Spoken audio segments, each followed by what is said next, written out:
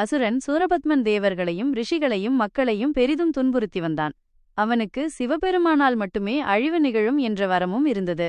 சூரபத்மனின் கொடுமைகள் தாங்காமல் தேவர்கள் அனைவரும் சிவபெருமானிடம் சென்று முறையிட்டனர். தேவர்களின் துயரத்தை கண்ட சிவபெருமான் தனது நெற்றிக் கண்ணிலிருந்து 6 தீப்பொறிகளை வெளிப்படுத்தினார். இந்த தீப்பொறிகள் அக்னி பகவானால் தாங்கப்பட்டு பிறகு கங்கை நதியில் விடப்பட்டன.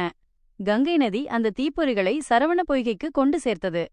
சரவண பொய்கையில் அந்த 6 தீப்பொறிகளும் 6 குழந்தைகளாக மாறின.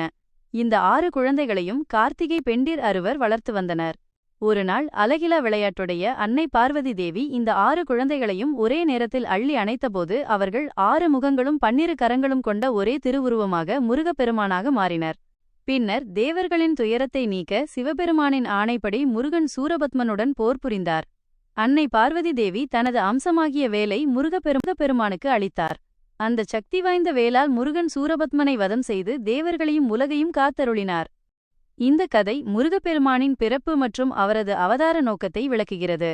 முருகப்பெருமானின் பிறப்பு பற்றிய இந்த வீடியோ உங்களுக்கு பிடித்திருந்தால் லைக் செய்து சப்ஸ்கிரைப் செய்து